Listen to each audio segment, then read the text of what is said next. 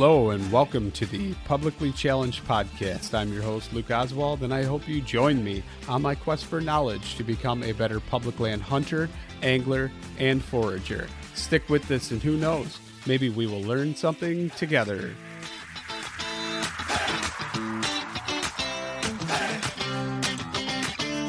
Welcome to yet another episode of the Publicly Challenged Podcast. I am one of your hosts, Clay Bowers, and I'm joined by Luke Oswald and Lorenzo Tavani. Lorenzo is an amazing chef and a up-and-coming forager extraordinaire in the Ohio region. Lorenzo, take it away. Tell us a little bit about yourself. Hey, thank you. Thanks for having me, guys. It's cool to be on a podcast, makes you feel all official and such. So I appreciate you having me on.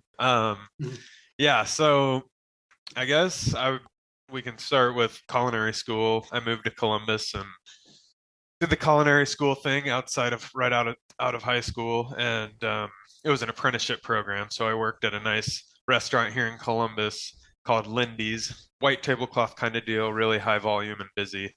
And I've always been like a gym kind of guy. In high school and middle school, I was into it. I was never really like super passionate about it, but it was something that I did and I knew was kind of important. And restaurant life and trying to be a gym guy are like super, don't mix well at all. And I was trying to like do the late nights and, lots of bar action with all the people at work, and it was just super hard for me to kind of balance that. I had a couple knee surgeries, and that actually just completely took me out of being able to work at the restaurant for a little bit, and it got me into personal training. So I got real passionate about personal training. I did that for a handful of years, and that got me really down the rabbit hole of nutrition and how food affects our bodies. And that kind of rabbit holed me down into like regenerative agriculture. And it was like Joel Salatin and a lot of these like homesteady guys, right? And the classic like moving your chickens behind the cow type of situation. And then that I guess that transformed into wild foods during COVID. I was back at a restaurant that was more farm to table kind of vibes, working at a farm out in Johnstown near the restaurant. We had a raw milk program that I was a part of. So I was milking cows, and we had a bunch of pastured pigs and feeding pigs like raw milk from the dairy and spent milk and stuff.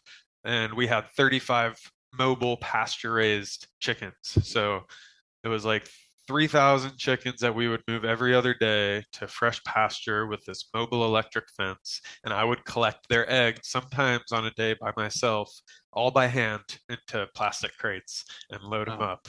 So that was the better part of 2 years. And I worked at a slaughterhouse during COVID as well. So butcher table with a bunch of really skilled guys that have been doing it their whole life. I can't say that I'm like a butcher. I'm not, but before I worked there, I didn't really know where any of my steaks came from. And I like went to culinary school.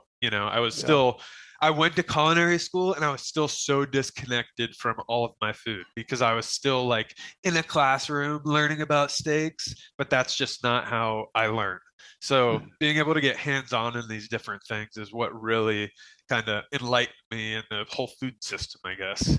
And then wild food happened in the COVID time, like very early on when I was laid off. And it was like, I guess it was just more on everybody's timelines. And it sparked interest. And I started the first thing was like a ramp for me at a local metro park that I had been like working out at for a long time.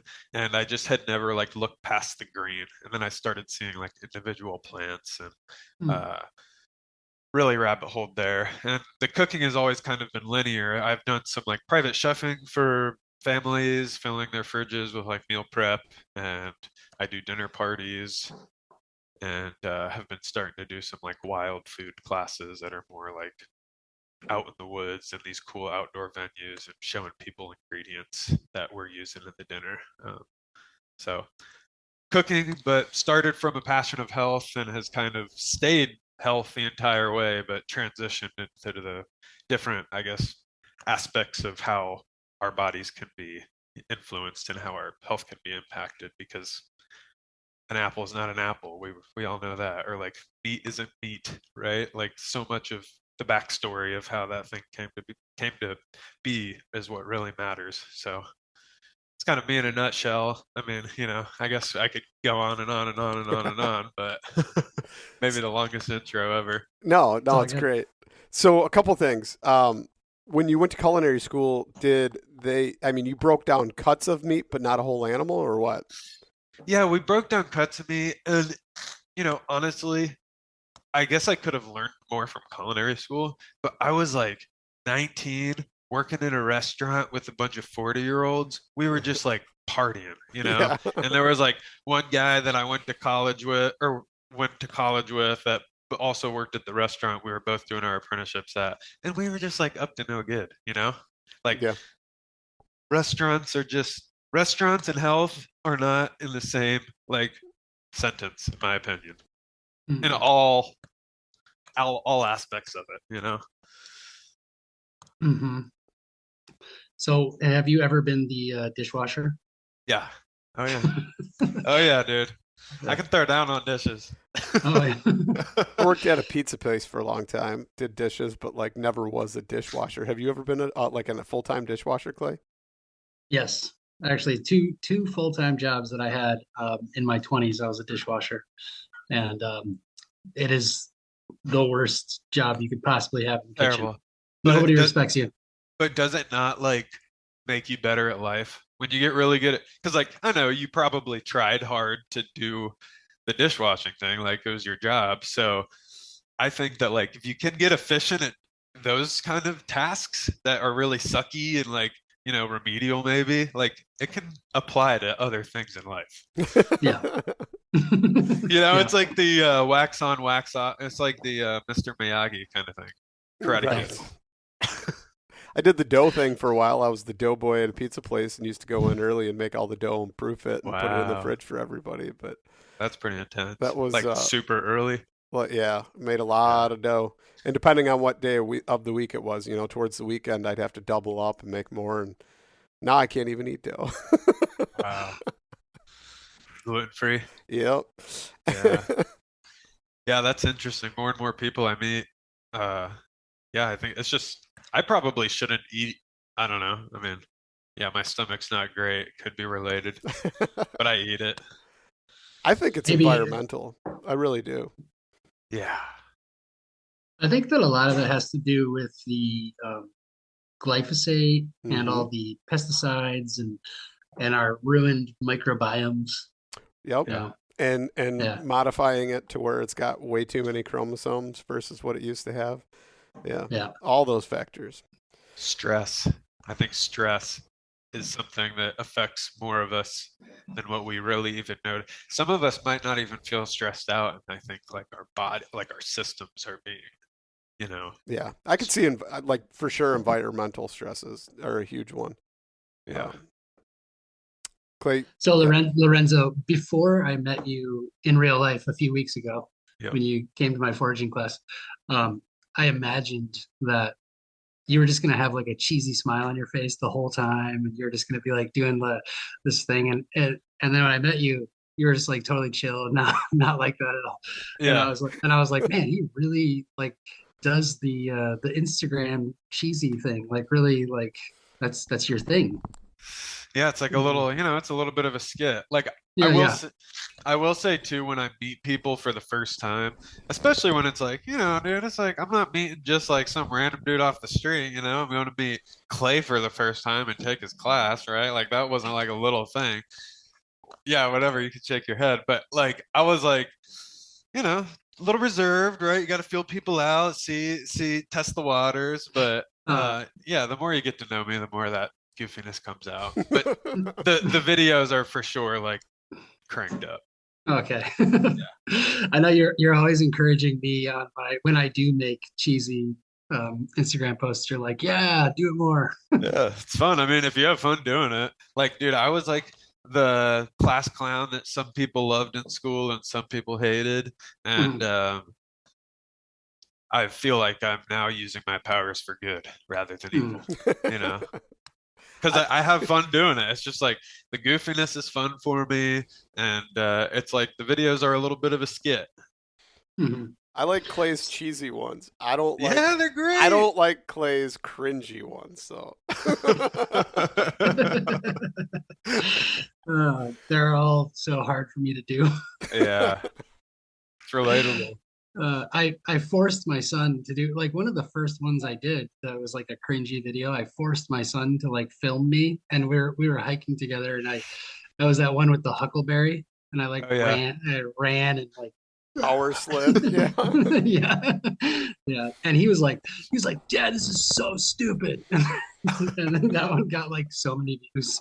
Yeah, it's like, I mean, I don't know. I guess Instagram's a weird place. It's a weird It is. place. Yeah, it is. You know? Yeah. So speaking of Instagram, you do a lot of cooking for Instagram. Are you, what are you getting into? What's your next big project you're coming up with?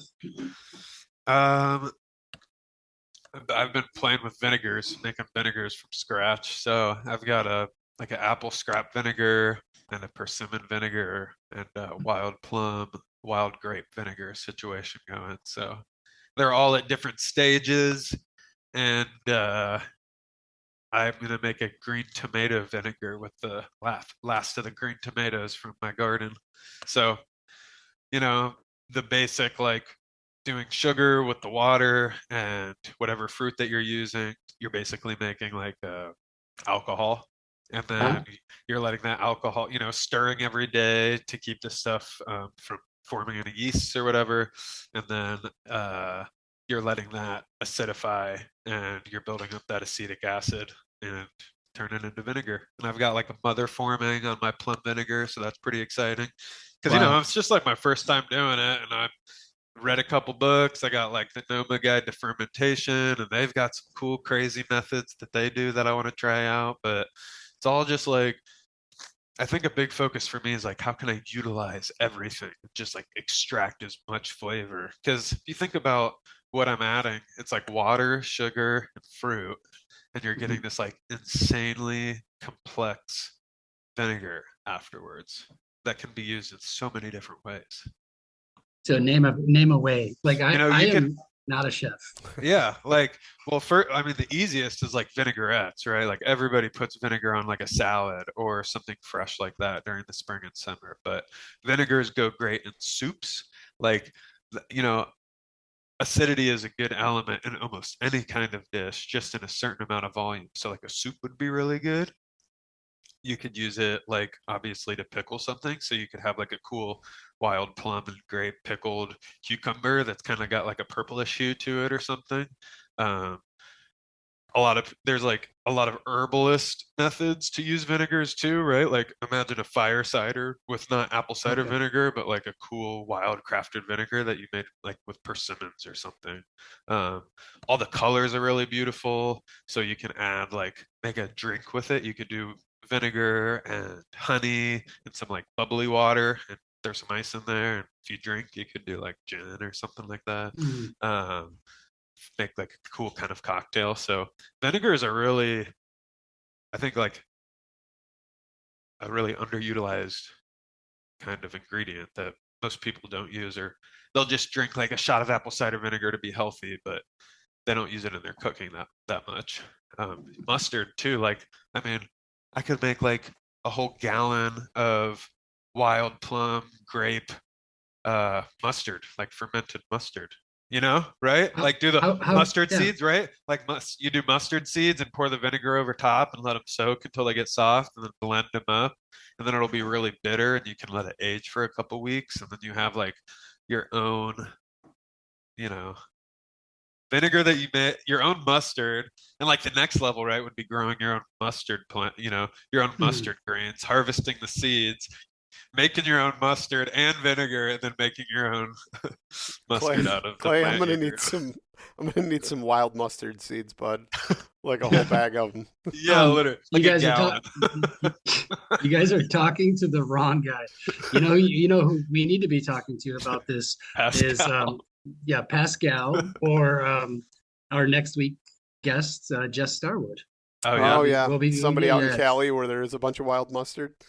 Yeah, so like, have either of you guys seen the wild mustard that's overtaking like all of Los Angeles? No.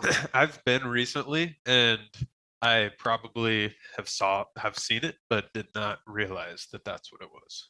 Yeah, so they have wild mustards, like a few different species, but they're literally everywhere.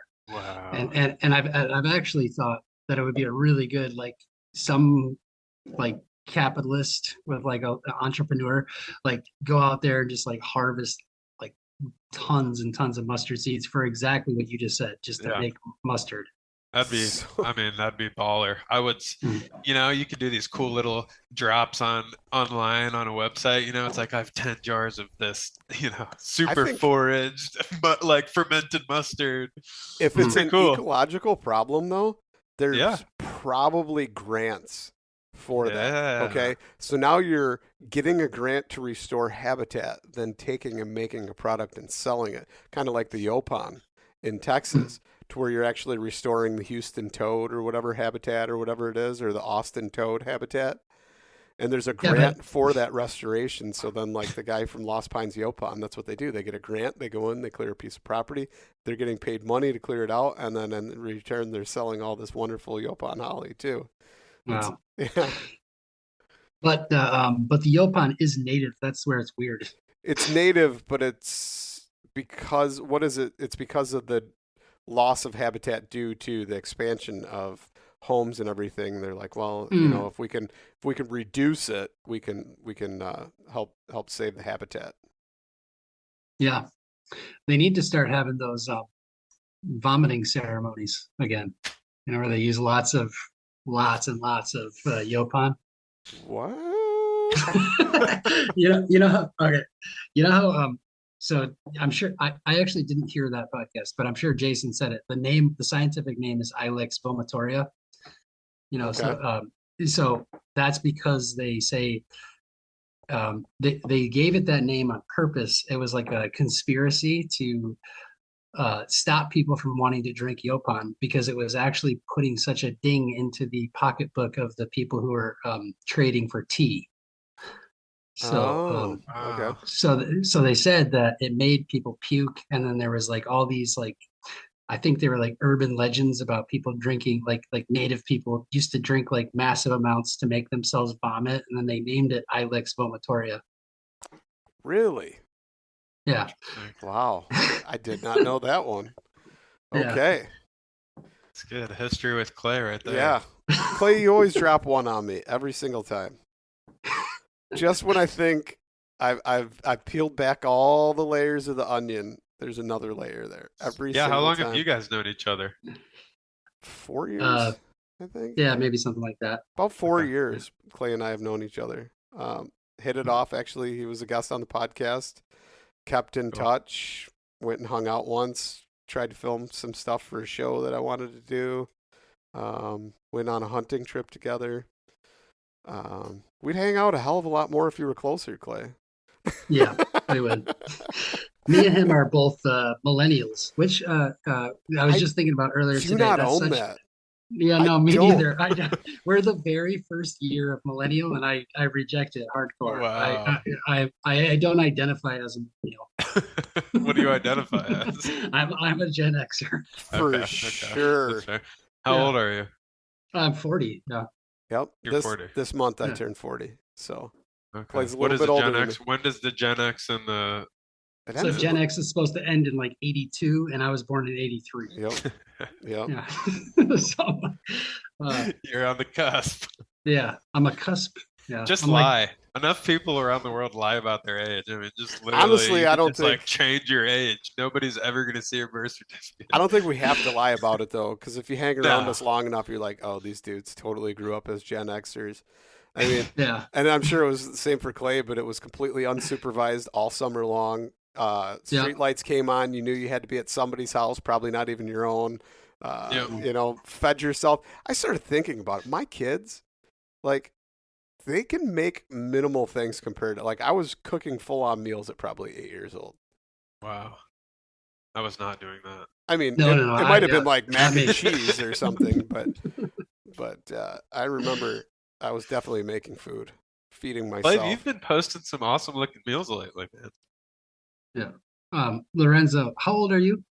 I'm 26. 26. So you Yeah. are, is that millennial?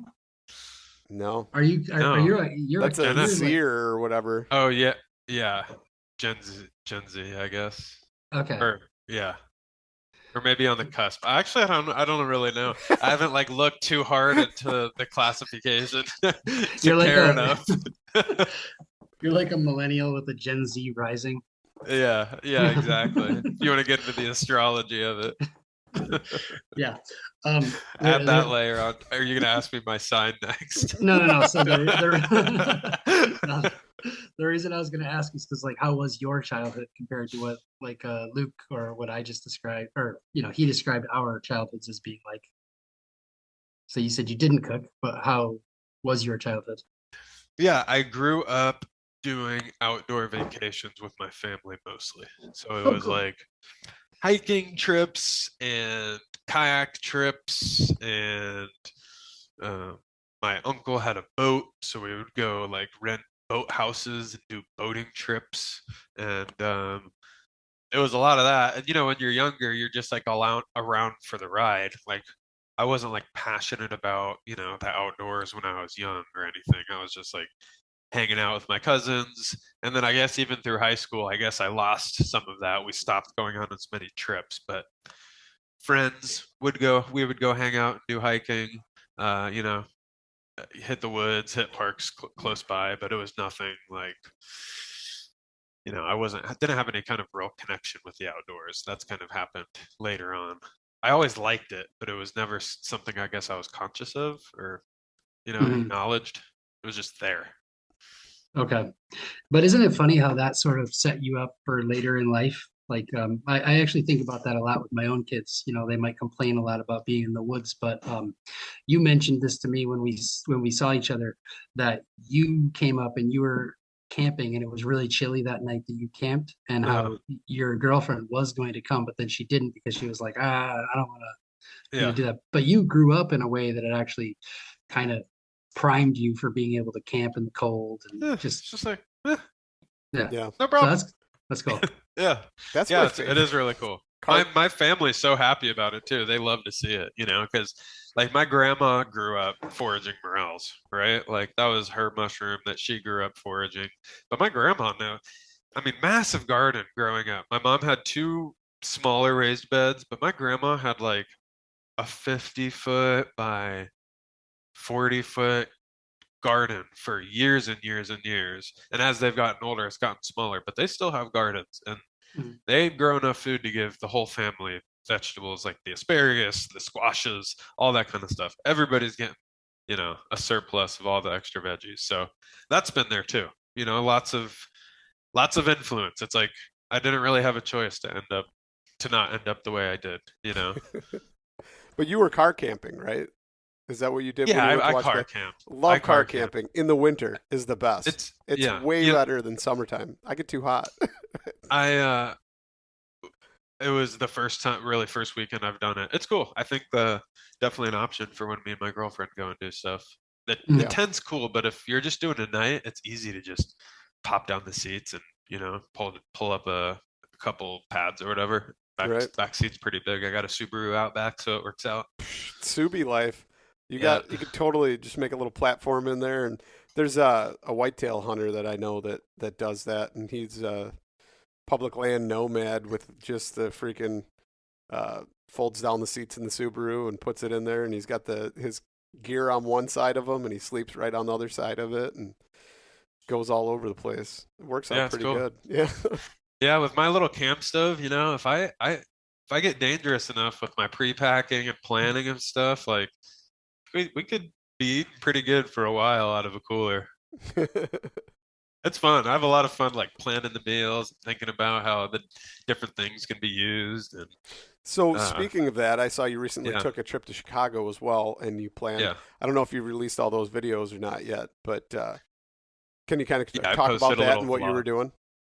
Yeah, so Chicago was my girlfriend got tickets to see a group that she likes, and we went to Chicago 5 years ago just for a little weekend trip to eat at a couple cool restaurants. And I figured I might as well tag along with her when she went on the show to the show. So we did a couple days on either end and drove the car out, stayed at an Airbnb, but it had like a minimal kitchen. So I brought our little camping stove and packed a bunch of meals, pre-cooked some steak and bacon, and brought like duck eggs and a bunch of really awesome ingredients like homemade chili crisp and goat cheese and cilantro, like all these ingredients, and like really nice salt and all my tools and gadgets and stuff. And our Airbnb was like in the basement of this person's house, and I was cooking. Like I set my stove up like on the stairs down to our Airbnb in the basement, was just like cooking up breakfast out there. But Chicago was just for fun. We had ate at a really nice, or like a cool barbecue spot that we went to a while ago that was really nice. A lot of barbecue spots I think lack on their sides, and this one's, their sides are all like seasoned well, and super on point. It's called Green Street Barbecue, and Green Street Smoked Meats actually. But it's Chicago prices. I think brisket was like $17 for a half pound, not a pound, a half pound. Wow. Yeah. So you're paying, but it's like good portions, good quality. I mean, I don't know. I guess like it's prime. It's like prime beef. So nice, good corn-fed beef. Yeah, like that's why I say quality with the quotation marks. It's like it's the expensive grain-fed beef, super fatty for that good smoked, deliciousness. But sadly, like there's no like grass-fed beef, barbecue spots. It's like I would be super down for somebody to open that, but Yeah. what else did we do in Chicago? I saw the symphony orchestra on the night that she saw went to her show. So that was pretty cool. Sat super high up on the 6th floor with a bunch of fancy people in their suits and stuff. I felt really out of place, but it was cool. You wore a monocle? Yeah, right. I had my glasses on. People were probably looking at me weird. Did you how long did it take you to enter the city through the traffic? It was not bad. No? No, not bad getting in. Our Airbnb was like 25 minutes from the city, and that was a pain getting there and back every time, Okay, yeah. So it was like, all right, let's be efficient with the amount of times we have to drive to the city. Let's limit it. And if we're going to go down there, let's make it worth it. We're not just like going down for a little something, we got to have a day planned. But we were just there for like 3 nights, so it was a real short trip. Yeah, I made like AREPAS with this cool masa that this pop-up company just started.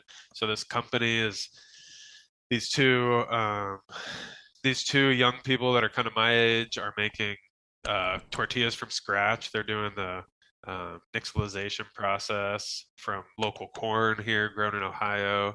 They're doing a purple and a blonde and doing fresh tortillas, 6-packs, and they're selling masa in bulk. So I got some bulk masa for them to try out and ground up some cheese in it and fried it up in some pork lard with eggs and bacon and pickled red onions and goat cheese and cilantro. That was breakfast. Oh my God. It's late. Then I brought potato soup. Yeah. Freezer potato soup. So we had a couple quarts of potato soup in the freezer and just took that with me. And that was like ice packs kind of too. And then it thawed out and just microwaved that down in the Airbnb. So it's like, wow. I feel like I should like, make a list or something for people. Cause it's like I guess I can't say it's easy, right? It takes a lot of planning. But we traveled to Chicago and got to see some cool museums and stuff and eat relatively cheap and still really good quality and, go travel and do something and not have to like sacrifice and eat like McDonald's or whatever. Yeah. I feel like the second people go on vacation, they're like, fuck it. I'm doing whatever I want. I'm going crazy.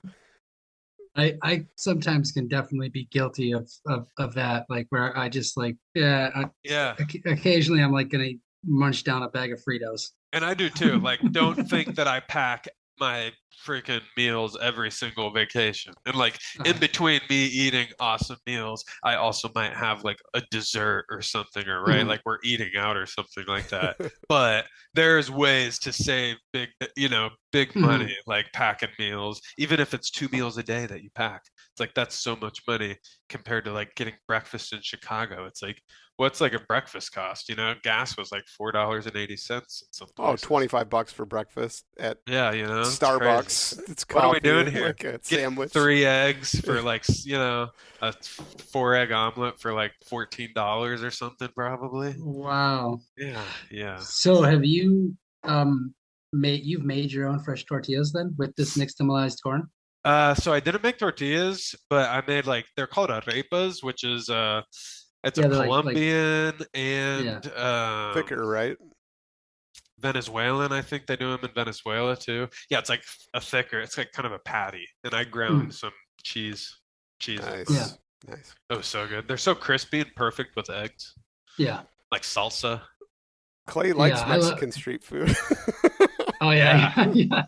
Do Yeah, you? no, he's joking because I Oh, lived okay. in I lived in Mexico and Oh, I once because I took nobody's advice and just ate everywhere yeah. and I ended up getting hepatitis A as a Woo! result, which was, Yikes. I mean it doesn't last forever, right? Yeah. Like it that's the safest one, right? But Okay. I but I did, I was Yeah. like Yeah.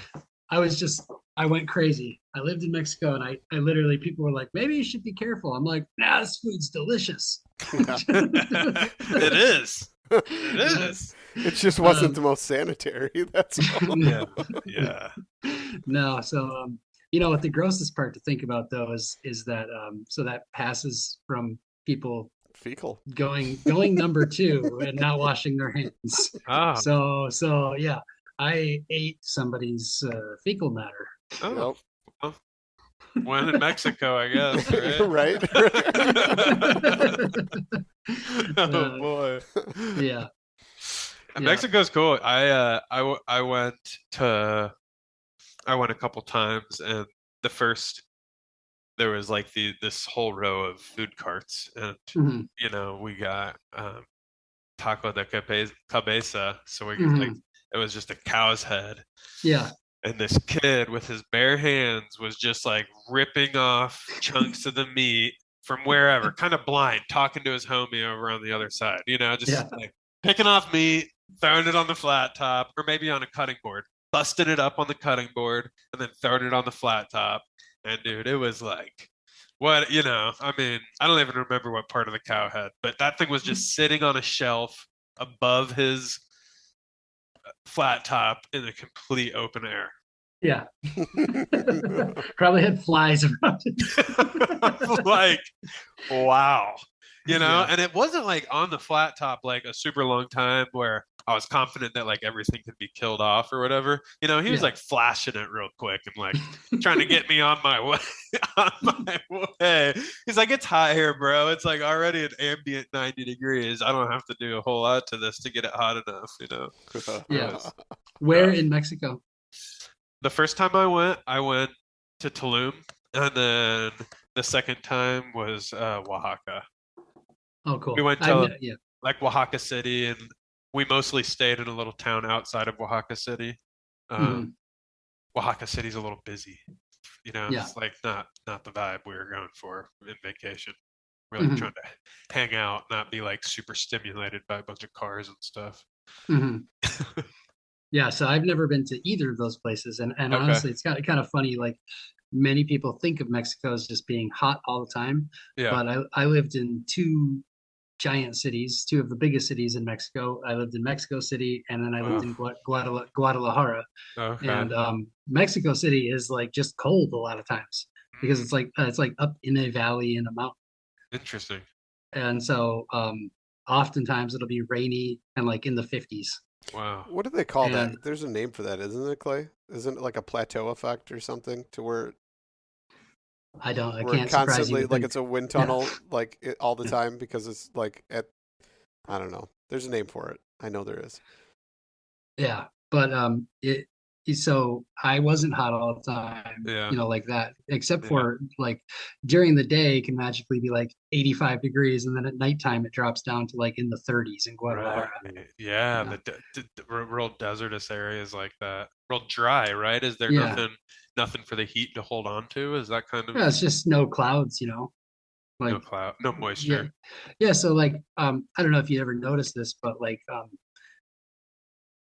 in the wintertime, say you wake up, you look outside, and you see it's a sunny day in February. What do you think is going to be like when you get outside? Warm. Warm? Well, Oh, okay. No, well, no, no, no, no. I mean cold. Like I know it's gonna be cold, but you When know, I see a sunny day in the winter, I'm like, uh, oh boy, it's going to be frigid outside. Freezing. oh really? Yeah, because like the clouds will hold in the warmth. Oh, So, and that's the same case for places like in Guadalajara. That's why like it'll be 85 degrees, and then once the nightfall hits, it's just like it drops instantaneously like down into the 40s. whoa. Because You there's know, nothing for the heat to hold on to.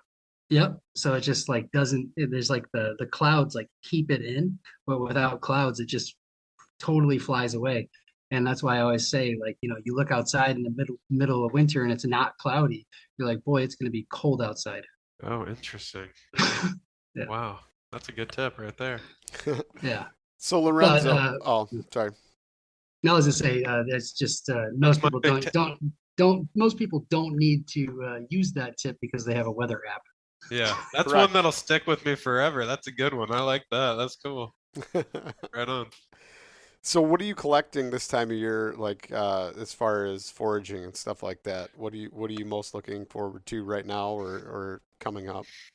The persimmons have been just like exploding for the last month, and I'm overwhelmed and excited about it, but it's like so hard for me to just see this tree just dropping all the fruit and nobody else coming to get it. So I've got like close to 2 gallons of pulp frozen, Oh, and um I gonna don't do have like any. I gonna do like breads, and I want to do a barbecue sauce, a Oh persimmon yeah. barbecue sauce with one of my homemade vinegars is the idea. Um, or like like caramel sauces. I think I don't know. Baked goods is like everybody's default. When you look up persimmon recipes, it's always cakes and muffins and breads, and I think mhm. it's good that way. Um, but barbecue sauce sounds really cool. I saw a barbecue sauce recipe, and that kind of sparked my. It's like you could do chili peppers, get some heat going in there, and mustard and vinegar. I think it could be really good and sweet and tangy kind of vibe. Do some I'm thinking pork with the persimmon chili. persimmon. That'd be good. That could be good. People do pumpkin chili. Mhm. Persimmons are weird when you cook with them because they have pectin, a lot of pectin in them, or they thicken up when they cook. Maybe it's not pectin. Um, but I added some citrus and was heating some because I thought I was going to can it, and then it got super congealed and was Hmm. really hard for me to work with. So it actually thickened your chili then. It may would thicken your chili. I don't even know if you could add enough to have persimmon flavor before it would like thicken your Hmm. chili too much. Because I always throw a Mm. It's like, potato in to use the starch to thicken my chili. oh, that's a good idea. And then my wife and I always fight over the potato. We call it the potato surprise because whoever gets in there first gets the potato out of it. Oh, you just do one whole potato? Throw it in and just Oh, let it wow. go for a few hours, like 6 hours or whatever. And over time, all the That's starches come out and they thicken it up. Wow. Yeah, you But just cook it to hell, right? yeah, It just kind yeah, of almost disintegrates nearly. it's still whole, but I mean, you could take a Oh, okay. spoon and just like core, Yeah, you yeah, know, yeah. yeah. Yum. I like I grew up with my family putting potato chunks all throughout the chili, so it's like Oh, potatoes well, in it the makes chili. sense too then. Yeah, same thing. Yeah, it's good. I mean, it's like you kind of do need a carb in there. You get a carb, your protein, and your beans, and you Yep. got the whole thing going on in there. You got your tomatoes as your fruit, like chop up some wild greens, and you got the whole dealio in your chili. Okay, Chile so is where I like to put a lot of like organ meats. I think liver is Chile is one of the best places to hide liver flavor if people don't like liver. do you like liver on its own? I don't. I'm not gonna get down with a plate of liver and onions. No. No. I'm not that kind of guy. I'll do Mm. pate. Okay, pate is good. Yeah. Pate all day And long. pate is something too that does use vinegar, right?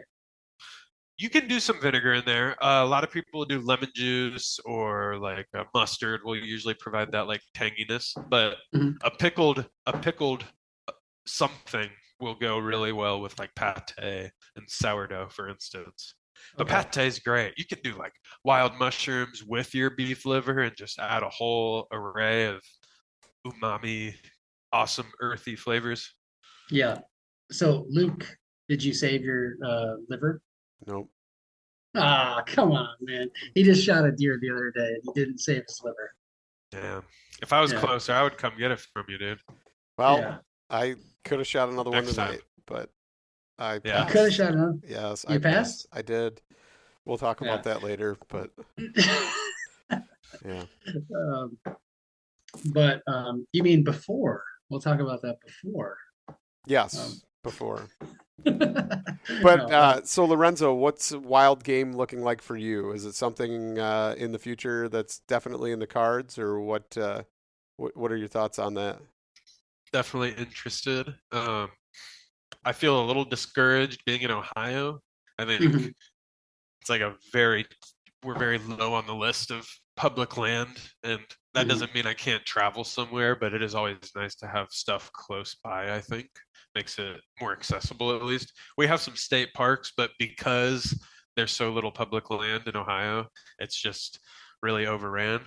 Doesn't mean I couldn't find some private people, and we're gonna do I think I'm gonna go down and do the hog hunt in February with you, which I'm excited for. Nice. So definitely, I definitely want to find a hunter who can like hook me up with squirrels and stuff to use in my dinners because I would Mhm. really love that.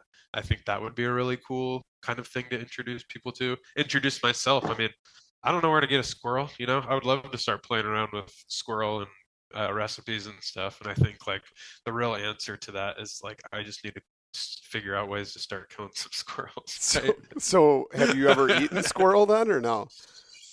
I haven't. Highly Never had underrated. squirrel. I'll agree with Clay on that. It's highly underrated. Yeah, I love dark meat, and I know squirrel's got like that real dark meat kind of vibe. And I mean, I've only heard good things from, uh, a lot of good cooks. Like Alan Burgo loves it, so I'm like, all right, dude, I'm down. If you're into squirrel, and like, let's do it. My son shot one tonight, and we were coming home from or we were coming home from school. Squirrel. And he asked if we could go hunting, and I had the 22 in the car, and I said, it was his 22, so I said, yeah, sure, let's pull up. And we went hunting, and we brought my dog, which was his first time ever seeing a squirrel get shot out of a tree. And Whoa. he went nuts. I mean, he was like, he's a squirrel hunting dog, so he was like obsessed. He's like, oh my god, this thing was in that tree. And but yeah, so then we got home, and Madeline was making. We had like jar upon jar of sourdough breadcrumbs, and since we just moved a few months ago, we're like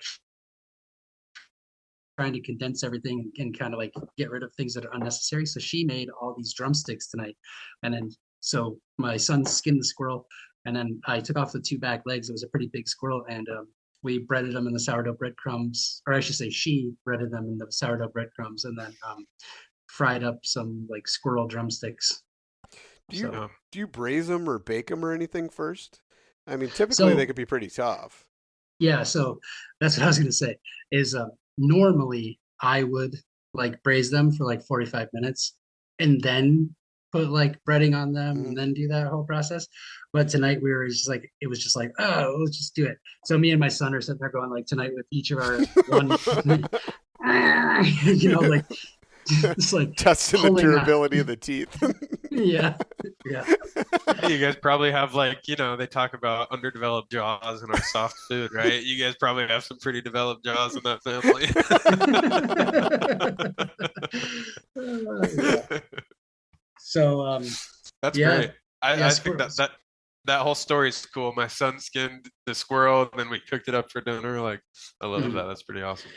I think we have like 10 or 11 squirrels in the freezer right now, and I think that we just basically we were gonna do the chicken drumsticks anyway, so it was just like, oh, let's just add these two back legs, you know. Do you, you know, do you use? Are you making stock out of the rest of it? Like, what did you doing with your squirrel? So okay, so typically what we're gonna do, and I'm not a chef, like, Yeah, but yeah. I do benefit from having Madeline, who's pretty good at cooking, and what we do with squirrels a lot of times is we just throw like five, six, or seven into the crock pot, cook them, basically make a broth, but then pull the meat off the bones at that point, and that it gets used in other recipes like squirrel pasties or Mm. you know squirrel and rice soup, things like Nice, that. nice. That's awesome. Yeah, Just get it nice and cooked, and then use it in whatever way you want. Lorenzo, I'm gonna yeah. have to come to Ohio and we'll shoot some squirrels and we'll make some like squirrel tamales or something. That would Ooh, be that would be awesome. good. That would Yeah, be awesome. Squirrel tacos, even with this Sure. awesome fresh masa from these Tinga, guys. squirrel tinga tacos. Woo! yeah. So, Yeah, you guys are back to the persimmons really quick. You yeah. guys are basically kind of even with each other, aren't you, Luke? Like as far as like on the parallel. I So think like, he's a why little don't? further north of me. I don't know. I have Oh yet no, to find. you're north of me, Oh, am I? but it is Oh, very close. It is Yeah. very close. Very, Yeah. very close. okay. So why can't you find persimmons, Luke? I don't know. Maybe I'm just an No. idiot. Maybe they've already fallen. Maybe I like oaks too much because I'm not going to go out of my way to find persimmons this time of year. As you Okay. know, Clay, I have laser focus with ADD. So, Looking for my talkie. so I'm hyper fixated on deer right now. Okay. But because I'm hyper fixated on that, but then I get squirrel sidetracked and we'll look for hens and different things like that. But I'm not going out of my way to look for anything or forage for anything right now. It's deer time. It's Yeah. freezer filling time. That's cool. Yeah, I guess you're filling your freezer with deer meat. I'm filling mine with persimmon pulp. You're gonna live a whole lot longer than I am. But yours, hey man, life is gonna be so much sweeter for you. I guess so. Yeah, we need to figure out a way to trade. Yeah. Persimmon and For sure. vinegar would be. Oh my gosh, the barbecue sauce with venison would be so good. I'll save a Persimmon whole leg. barbecue and See, I some should have venison. shot that deer tonight. Now I'm regretting it, but I could That'd have be saved a awesome. whole leg. We could be like the flip flop guy. And you ever seen that? Have you seen the flip flop guy? Mm-mm. What's that? It's the flip flop barbecue guy, is what he's called, and it's the only person I've ever seen do this. But he will barbecue an entire deer leg, and he does it and slices it off, and he's got his little mop and in a bucket, and he keeps mopping his vinegar or whatever it is over it, and Yeah. just does that and then slices it off. But in my head, I just see it being really tough because you've got all those different cuts of meat on the hind. You've got your Mhm. ham, the rump roast, all your all the different roasts like that. And so I don't know, but he does it and slices it up and all the Hey, yeah. I imagine that maybe some of it isn't like the perfect texture. Maybe some is a little under, and maybe some is a little over, but it's kind of badass. Yeah. It's like, could you imagine having that for a party and just laying that out on the table? I mean, Yep. that is just Big bunch old of whole deer roasted leg. vegetables. Yeah, epic. I think that needs to be a new way of dining. I mean, the dinners that I do are all family style, but I think it would just be so cool to have those old school feasts where it's just all down the middle of the table, just whole vegetables roasted and seasoned really well, and tons of cool sauces, and you just grab all these awesome well cooked ingredients, but just left so whole and minimal. Whole legs and whole chuck roasts roasted out on the table. Such a fun way of eating. I'm digging it. We need to have a feast, foragers feast. Yeah. Yeah. Yeah. do that at like a wild food festival. Just lay a bunch of cooked food out on a table and just let all the attendees go wild. So speaking of that, we're doing one. Publicly Challenged is putting one together, and Clay's going to be there whether he likes it or not. Contractual obligations now. Sorry, Madeline. Yeah, there you go. But yeah, we're actually putting one together, and it's going to be pretty epic. Cool. And it's also going to have That's hunting and fishing and stuff incorporated into it too. Yeah, that seems to be slightly lost in the festival world, or these like events, right? There's not or not on my radar, at least, like hunting and fishing mixed in with the foraging and wild food. It usually seems to be like wild food, foraging, and the hunting and fishing is not often included. Yep. The Great Lakes Foragers Gathering. The Great Lakes Foragers Gathering this year did have the some native people did a whole beaver cooking demonstration. Oh, cool. And wow. they brought, and that was pretty cool. There's the Anishinaabe woman, and she skinned and prepared 2 beavers in this like traditional way, like Whoa. That was pretty cool. That is cool. Mm-hmm. Beavers blow my mind, dude. There's a park close by that they are like completely like destroyed, completely changed. I mean, yeah, destroyed. Yeah. I mean, it's like completely insane. They've created like a lake. Yeah. Or a shallow lake, right? Just like fishing grounds for them. It seems like they don't like fish. Fish are just like they don't fish. No, they don't fish. That's a common misconception. Yeah, they provide a lot of habitat for fish. And actually they're like a keystone species for many animals around them, but they are simply doing that for protection. Wow. So they want to be able to swim around and feel safe in like an adequate depth of water where not a lot of animals can get to them. So that would be awesome though if they were making like aquaculture dams. Well, it's crazy. It's like these fish are like so close to the surface, right? Because this pond is they're like getting stuck up in mud and stuff, and there's like a bunch of dead fish in this whole area. And it's like, wow, this is kind of rough. Like, it smells horrible in this area now. There's just like rotting fish everywhere. Giardia everywhere. Oh boy, yeah, it's not good. Bunch of families. You know? Pretty much. So like the Ohio River Valley all the way up into Indiana and Illinois used to just be like freaking swamps though. Like, and then all the way up, I think Indiana, Illinois border too. And like you hear Lewis and Clark talk about it to where it was so thick with beaver and dammed up that it was almost impassable. Wasn't that what they said, Clay?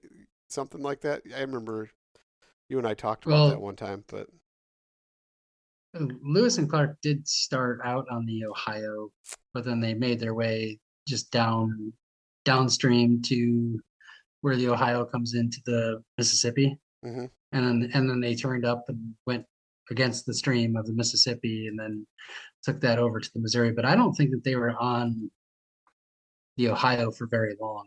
Whatever it was in the Illinois area, Indiana area. They said it was almost impassable because it was so many backwater sloughs and everything that the beavers created. Yeah. I mean, I think that was totally common in the past for there just to be like beaver pond after beaver pond after beaver pond. You know, you just like constantly portaging. So thick in beaver. Awesome. Yeah. I found a lot of morels by there, so maybe beaver dams have good luck. Yeah. It's probably because they're killing all the trees. They're killing all the poplars and elms.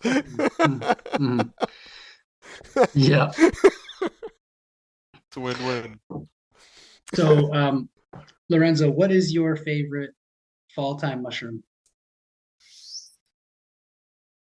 I mean, maitake are what come to mind immediately. I think just the abundance that they grow in blows my mind. I've had to like mute some people's stories who are finding a ton of maitake because I'll have like because I can't see it, if I'm doing stuff and I'm like working and have obligations and I can't be out looking and I see a bunch of people just scoring a ton of maitake, it like, you know, makes me either like lose focus or just not get annoyed, but just like, I'm like, why aren't I finding these? I need to be out looking. Like, I know they're out there. And like, especially people that are in my zone, like I follow dudes that are like in Columbus and I'm like, how are you finding these? Where are you going? So I just have to like always go to new parks, and maybe that like obsession of it will wear off a little bit, but I found like my first really massive one this year, and that was pretty epic. About half of it was edible. Like the bottom parts were kind of bugged up, yeah. Yeah. But I mean, the stuff that I took home was 15 pounds, and it was like the less dense, lighter stuff.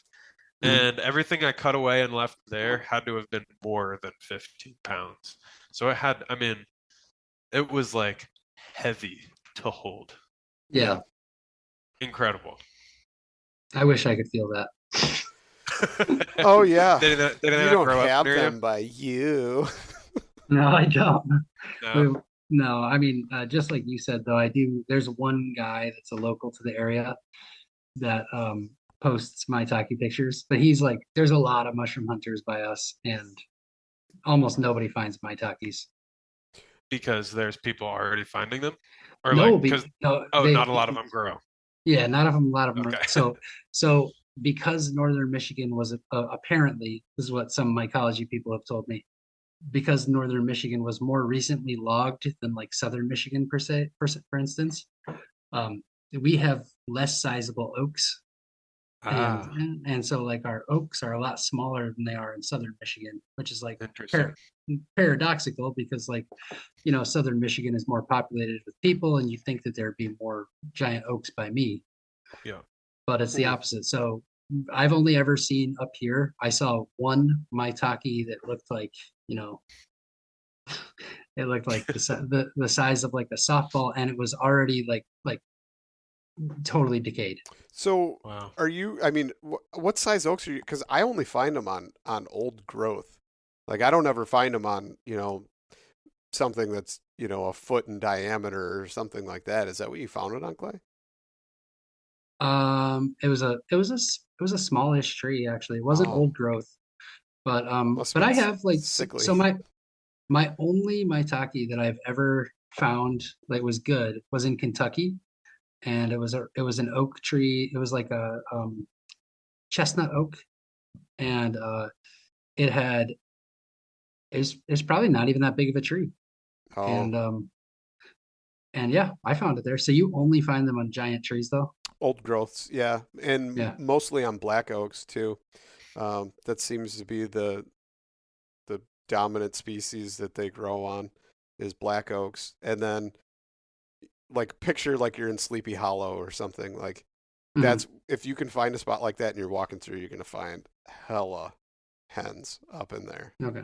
For What about you, Lorenzo?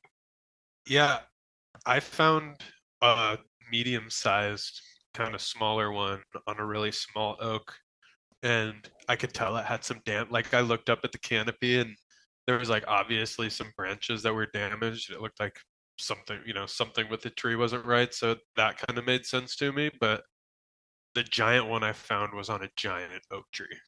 So maybe like a bigger tree is putting off bigger specimen, maybe, I don't know. But the bigger trees I've found like more fruit on them. And where I live, actually, like in Columbus, around Columbus, we have a lot of big oak trees in some small metro parks, small little pockets.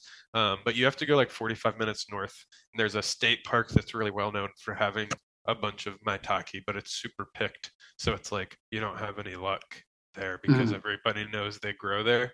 But it's amazing when you see some videos of people that are like scoring, because it's just like tons of big oak trees, and because so many people are picking, the spores are just everywhere, and like all the trees have maitake growing on them, and it's just like giant blobs growing on every tree, and it's amazing. I mean, it's like, I'm like going back and forth with this guy in Pennsylvania, and they have like tons of old growth in northern parts of Pennsylvania, and he's like, yeah, I pulled 280 pounds this year, and he's like selling it.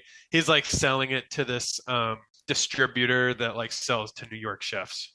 Yeah. Wow. I've got a He's buddy. only getting, I think, $5 a pound, which is pretty sad. I've got a buddy who picks $5. He picks about 200 pounds every year. It's insane. Wow. $5 a pound. Yeah. It should be more. Should be like, right? I mean, they go retail Yeah. for like, I bet the chefs pay 25 in New York, Yeah. or 30 maybe. Yeah. Hmm. So your But friend, everybody- you have a friend Luke that gets 200 pounds a year. Oh yeah, easily. He goes nuts. That's amazing. And then Is he near you? he pickles them. He cans them. He puts them in like red sauce and cans them, and then does like an olive oil sauce. That's one of my favorite ways to do it too. Except Nice. lately I've been using acorn oil and hens, and then using, instead of like oregano, I've been putting bee balm in. And then I do like Aleppo and crushed red pepper in there as well. Yeah. Kind of really mix it up a little bit. Sounds good. Love that. So what are you Going doing with to, it? I ground a bunch I have a KitchenAid with like a meat grinder attachment, and I took them raw and pushed them through the KitchenAid and ground them on the largest dial, and then roasted them and cooked out all the moisture.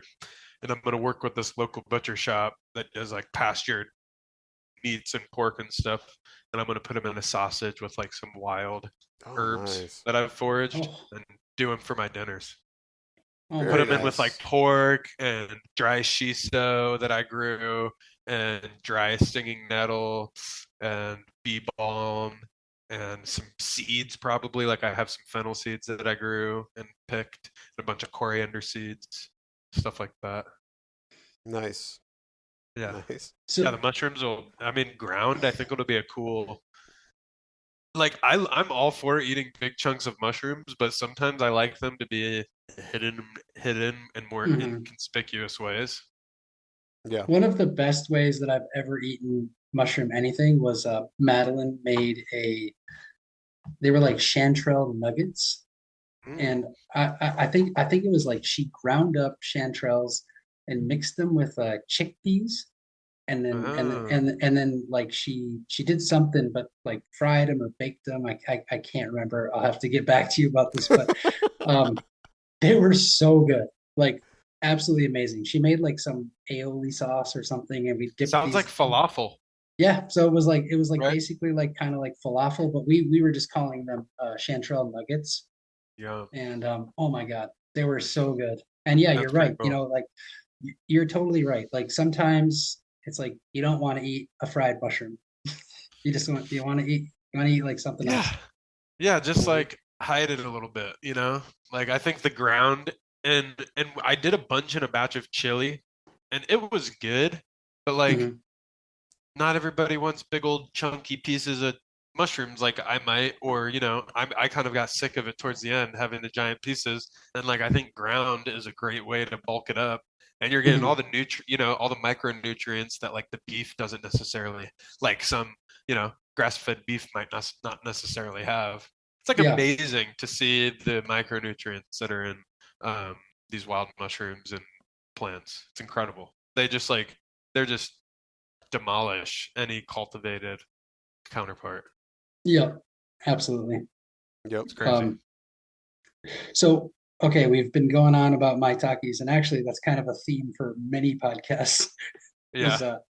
Just like talking about maitakes. What other mushrooms do you really like to pick in the fall? That's because they're great, Yeah. Clay. Don't be jealous because you don't have any and try and divert the subject here. We could go on for hours about this, Clay. Sorry, you're just going to have to sit there and be like, well, one day maybe I'll get to eat some. But, Yeah, dude, just come make it down during during the fall for like deer season. Yeah. If you There come you go. down right now, Clay, and you go deer hunting with me this week, okay? I guarantee you, especially as this weather's warming up, we're going to have new flushes here. And we're going to be in them so thick, you're going to have a bigger backpack, like a meat hauling backpack, to haul out all these hens. That's no joke. I've done that. I've got a picture to where I filled my entire pack I shoved all my clothes down as far as I could, and luckily it was warm, so I didn't have that many layers.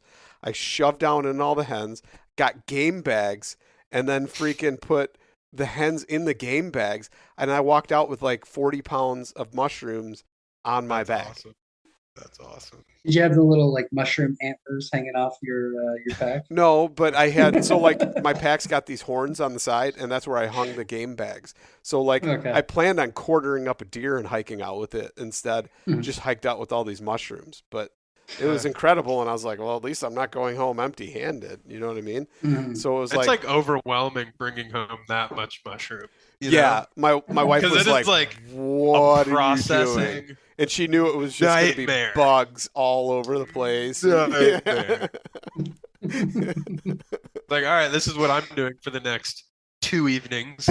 You know, literally just busting through chunks of mushroom or cutting off stems and dusting off chanterelles or whatever it is. Chasing down earwigs that are crawling out of them. Right.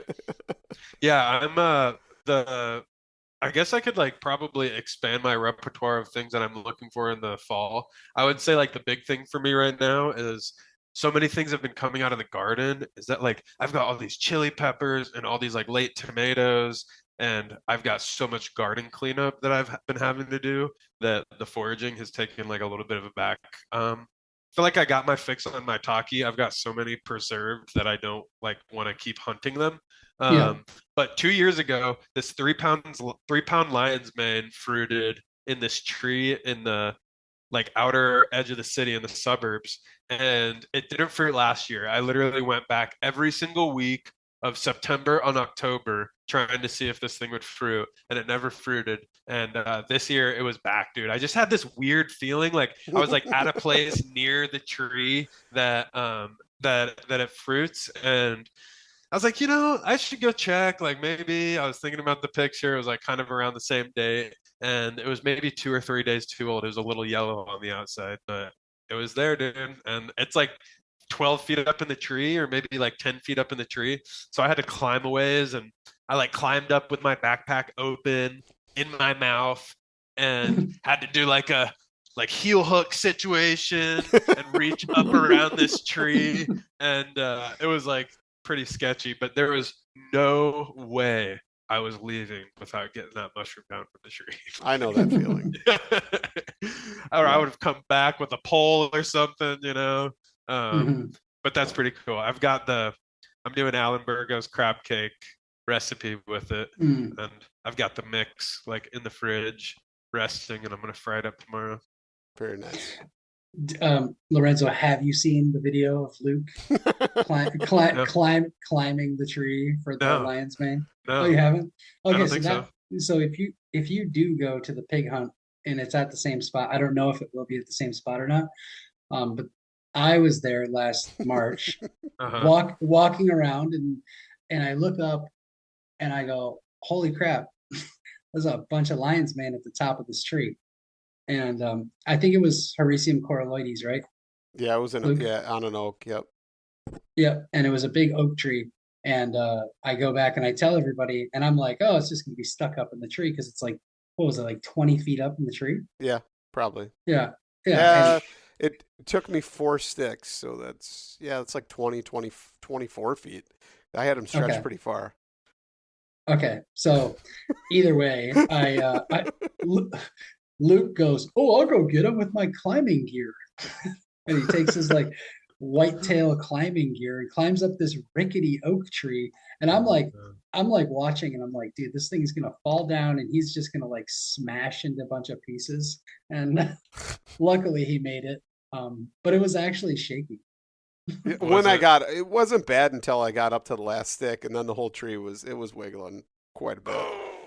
It was in the name of science, though. You know what I mean? I ate it, and I made tinctures. Yeah. Absolutely. That's cool. Yeah. Yeah, you know, the hericiums aren't my favorite mushroom to just fry up and eat. What do you like to do?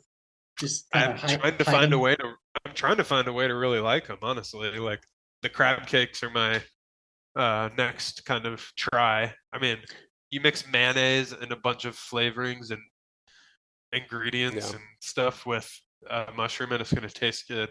But especially the cultivated lion's manes, I feel like are very kind of wet and get soggy when they're sauteed. Like they're just such a wet mushroom. Yeah. I don't love that wet sauteed texture. It's a mushroom that my family universally hates. Yeah. Really? And Is that why you gave it all to me, Clay? You're like, you're not. I tried giving you some, and you're like, nah, it's fine. You take it. Yeah, because yeah, like no, I mean so what we do for lion's mane is real simple. We dry it out and then we just powder it and put it in soups. There you go. Okay. And that way we get those micronutrients that you were talking about. Yeah. And we maybe get the flavoring, but Yeah. it is a pretty slimy. It can be a pretty It's slimy. slimy. Yeah, it is. So in this recipe, you have to you steam the mushrooms kind of. You do a little saute with salt and water, and then you have to squeeze the moisture out of it because you don't want a bunch of moisture in your crab cake mix. And the juice coming out of it is slimy. Yep. Yeah. It's like aquafaba, Oh it's my like God. stretching down my hand into the container. Those are all those brain juices. I guess I put it right down the drain. I was like, oh, yuck. Not eating that. And I was reading, I was like, some people were putting it in their soups and stuff, and I was like, I'm sure if it's diluted enough, it's not weird and slimy, but this is just grossing me out, so I had to dispose of that. You could have probably put it in your garden. Yeah, that's true. Compost. Mm-hmm. Pretty good. Yeah. We had lots of composting action going on back here at my place. Oh, cool. So you are, I take it, a real big gardener. You've mentioned that a couple times. How big of a garden? You said your grandma had a big garden. Your mom didn't.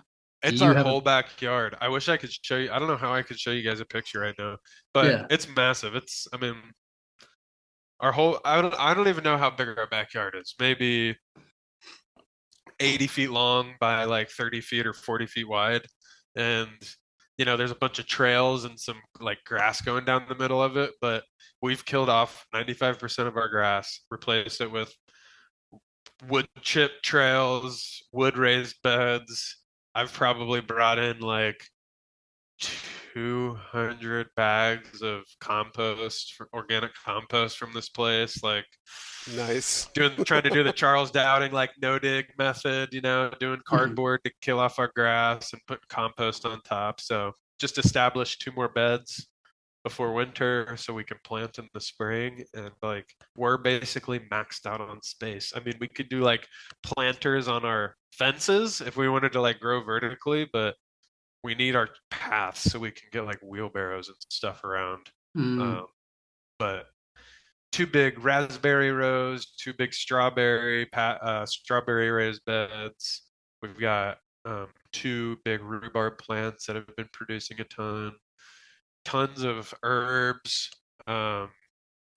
sages, bee balms, all the times, lavenders, lots of wildflowers got planted this year. We did corn. We had luck with corn. Grew a bicolored kind of pretty blue and red corn. So I've got a bunch dried. I want to try and do nixtalize, do the whole corn process with my own dried corn, or make pozole with some of it or something. You're gonna soak it in lime then, or do the whole boiling process. Yeah. Yep. Is it lime or lye, Clay? What is it? It is both. Lime and lye. Yeah, so you can do it with limestone, crushed limestone, or you can do it with actual ashes. Okay. So that's what apparently northern native people that didn't have access to limestone would have done, was soak it to make that pozole, have that swell up and kind of release. Mexico, they would use crushed limestone. Yeah. Yeah. That's to make it more basic, really cool. Right? Limestone is basic too. It's a base. Limestone is just all over the dang earth. Yeah. No, but it's It's basic, like on the pH scale. Oh, I see. Yeah. Not like basic white bitch or nothing. Basic but bitch. I can't answer that. Okay. You know what, Clay? I'm really disappointed in you right now. Yeah. Getting all scientific and whatnot, and here you are just sitting back, letting it happen. Yeah. All right. Well, Lorenzo, it's been awesome talking to you. We could probably go on for hours, but I know it's getting late, and that's why Clay isn't answering my questions right now. So, if you could tell us where everybody could find you, find all your awesome content, and if they want to follow you, follow along with your journey as you cook and forage, where can they do that? Yep. Website is lorenzocooks.com. And then Instagram is Lorenzo Cooks with 2 underscores in between. Oh, you have 2 underscores also. Yep. Sadly, Lorenzo _ Cooks is taken. Oh, And guess Lorenzo what? Cooks is taken too. Yeah, so I have Clay 2 underscores Bowers, and I didn't do that. It was an accident.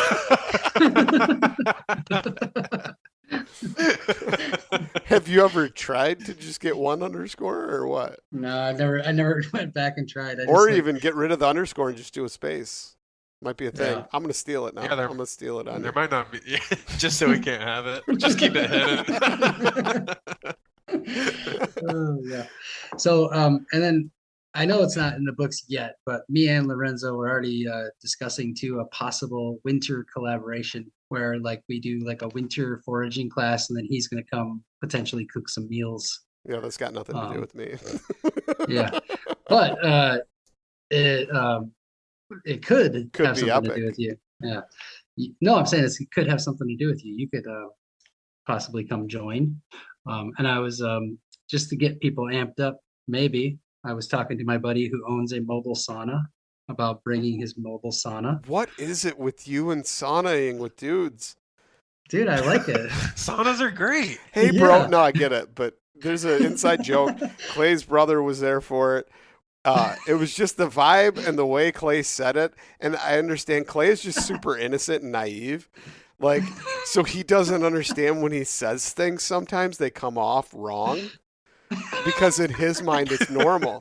And it's like, bro, been missing you. Where you at? Haven't saunted with you in a while. But it wasn't like that. There was a different tone and connotation to it, to where someone might misconstrue it. And it happened multiple times. He felt cheated on or something. Yeah. Like a woman scorned. No. But anyway. Because let me tell Lorenzo the backstory. There's no backstory. Yeah, I am a devoted saunai, or whatever you say. Yeah, so I used to. I haven't gone in a minute, but I used to go for years. In a hot minute. So, hey. And so when Luke was here in town, we bumped into multiple people that I, sauna with would see in the sauna all the time, and I'd be like, "Hey, haven't seen you, buddy," Yeah. And he's like, "Oh, what's a sauna?" It wasn't just myself though. His brother even looked at him and was like, "You're coming off as a little weird, bud. Coming off as a little weird." And that's from his own brother. So yeah, but my brother also is never serious. So I mean, yeah, but I'm running with the joke, whether it's serious or not. Yeah, but anyway, so we will potentially be having a mobile sauna set up at any event that we do come up with, wherever that ends up being. Yeah, lots of snow. Lots of snow. Yeah, I don't know if I have like the snow gear to be prepared for winter in the UP. Well, we might end up just doing it around here. And then you will luck out and not have 4 feet of snow. Maybe we'll only have 3. Oh, well, that's fine. That's no big deal. 3 feet of snow is nothing. No problem. Just post my barefoot my barefoot shoes should hold up great. Yeah. But anyway, so yeah, it was a really fun time talking to you, dude. I think that you're really cool and inspiring, and I like all the stuff that you're cooking. And I also just think you're just a really chill dude. When I met you and, I said, hey, why don't we go out to eat afterwards? And you were like totally down, and you just came and joined us, and we went out to eat. And yeah, you're just like an easygoing guy. Really, like, that's what I like really like about being around you, is that like you're not weird. Yeah. You're just like, saying? Well, wait a minute. on the right, weird in a good way, not like a weirdo, right? Yeah. You're not like a weirdo. Yeah. Weird, not a weirdo. Yeah. Right. Let's just be clear here, because I'm pretty sure we're all on the spectrum somewhere. I'm For guessing. sure. Otherwise, we wouldn't be into this. That's true. That is true. Yeah. Well, yeah, dude, that was super cool to get to connect, and the Ethiopian was sweet. I was like, "Fuck yeah, I'll go get food with you guys, no doubt." It was cool to get to talk a little more, and the class was great. I'll definitely be taking more next year. Sweet, man. Learned a lot. All right. Well, nice talking to you, dude. We'll talk to you soon. Okay. Yeah, for sure. Thanks, guys. Yep.